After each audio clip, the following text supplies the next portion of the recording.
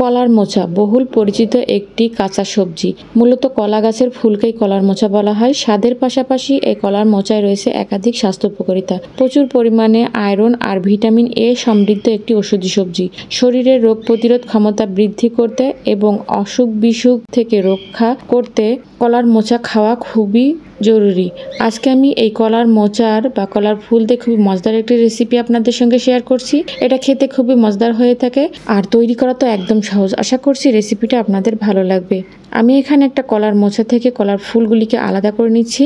একটা কলার মোচার অর্ধেক পরিমাণ ফুল দিয়ে আমি আজকে রেসিপিটা তৈরি করে দেখাবো। কিছু ফুল আমি এভাবে ছাড়িয়ে নিয়ে এখন আমি ফুলগুলো বেছে নিচ্ছি। যারা কলার মোচা নিয়মিত খান বা পছন্দ করেন তারা তো জানেনই কিভাবে এটা পরিষ্কার করতে হয়, তবে যারা জানেন না তাদের জন্য বলে দিচ্ছি।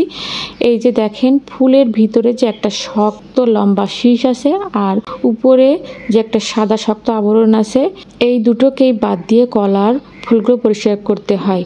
কারণ আপনি হাজার চেষ্টা করলেও ফুলের ভিতরে থাকা এই দুটো জিনিস কখনো সিদ্ধ করতে পারবেন না। তাই ফুল থেকে এই দুটো শক্ত জিনিস বাদ দিয়ে দিতে হবে। পুষ্টি ও ওষুধি গুণ সমৃদ্ধ কলার মোচায় রয়েছে ভিটামিন এ, যা রাতকানা রোগের বিরুদ্ধে কাজ করে এবং নিয়মিত কলার মোচা খেলে চুল ও ত্বক ভালো থাকে।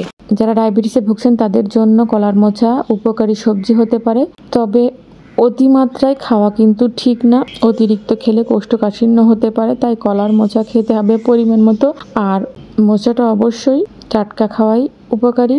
তো ফুলগুলো বেছে নেওয়া আমার হয়ে গেছে। এখন বেছে নেওয়া ফুলগুলো মুঠি করে ধরে একটা কেচি দিয়ে কুচি কুচি করে কেটে নিচ্ছি। তবে যতটা কুচি করা যাবে ততটাই খেতে মুখরোচক হবে। তো সবগুলো মোচা আমি এভাবে করে কেটে নিয়েছি। এখন এগুলোকে ভালো করে ধুয়ে হালকা ভাপিয়ে নিতে হবে। তার জন্য একটা প্যানে আমি আগে থেকেই পরিমাণ মতো গরম পানি বসিয়ে দিয়েছি আর এই পানির মধ্যেই দিয়ে দিচ্ছি একটু লবণ আর একটু হলুদ। ফুটে উঠলে এর মধ্যে ধুয়ে রাখা কলার মোচা দিয়ে দিচ্ছি। এরপর কিছুক্ষণ নাড়াচাড়া দিয়ে ভালো করে মিশিয়ে নিচ্ছি আর ঢাকনা লাগিয়ে রাখছি 2 মিনিটের জন্য, যাতে এটা হালকা সিদ্ধ হয়। যখন বলক উঠে এসেছে তখন চুলাটা অফ করে মোচাগুলোকে পানি ঝরিয়ে রাখবো। এখন প্রপার ওয়েতে কলার মোচাগুলো ভেজে দেখাচ্ছি। প্যানটা গরম করে এর মধ্যে 1/3 কাপ তেল দিয়ে দিলাম।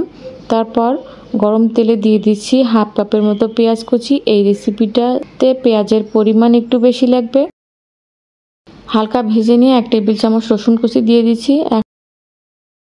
এখন দিয়ে দিচ্ছি 2টি আস্ত এলাচ, 3 থেকে 4 টুকরা দারুচিনি।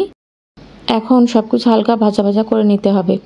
যখন পেঁয়াজ রসুন হালকা গোল্ডেন ব্রাউন হয়ে আসবে তখন সাইডে সরিয়ে দিচ্ছি। দিয়ে 1 চা চামচ আস্ত জিরা দিয়ে দিলাম। এখন দিয়ে দিচ্ছি প্রায় 100 গ্রামের মতো কুচো চিংড়ি। এই রেসিপিটা সবচেয়ে স্বাদের করতে হলে এই চিংড়ি মাছটা দিয়েই রান্না করতে হবে। তো চিংড়ির কালার যখন লাল হয়ে এসেছে তখন এর মধ্যে 1/2 চা চামচ হলুদ গুঁড়া আর দিয়ে দিচ্ছি সামান্য লবণ। তো কলার ফুলগুলো যেহেতু আগে থেকেই ভাপিয়ে নেওয়া, তাই স্বাদ বুঝেই লবণ ও হলুদ অ্যাড করতে হবে। এখন আগে থেকেই ভাপিয়ে নেওয়া কলার ফুলগুলো দিয়ে 2 মিনিট নাড়াচাড়া করে একটু ভাজা ভাজা করে নিতে হবে। এরপর 5 থেকে 6টি কাঁচামরিচ কুচি করে দিয়ে দিচ্ছি। এখন কাঁচামরিচ দিয়ে কিছুক্ষণ ভাজার পর 1 মিনিটের জন্য ঢাকনা লাগিয়ে রাখছি। এরপর খোলা অবস্থায় এটাকে ভেজে নিয়ে চেক করে নিচ্ছি এগুলো প্রপার সিদ্ধ হয়েছে কিনা।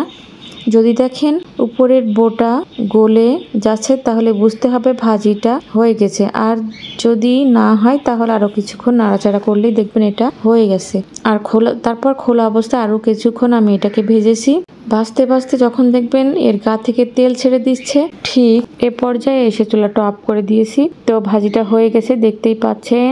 এটা দেখতে যেমন হয়েছে খেতেও মাশাআল্লাহ খুবই মজাদার। এটা দিয়ে 1 প্লেট ভাত নিমিষেই শেষ করা যাবে। তো এতটাই মজার হয়ে থাকে। এটা কিন্তু এমনি এমনিও খাওয়া যায়, রুটির সাথেও খাওয়া যায়। আমার খুবই পছন্দের একটা সবজি এটা। তবে এই মোচায় অতিরিক্ত আয়রন থাকে, তাই পরিমাণে কম খাবেন আর টাটকা খাবেন। আশা করছি আজকের এই কলার ফুলের রেসিপিটা আপনাদের ভালো লেগেছে। ভালো লাগলে লাইক কমেন্ট শেয়ার করতে ভুলবেন না। সবাই ভালো থাকবেন। আজকের মতো আল্লাহ হাফেজ।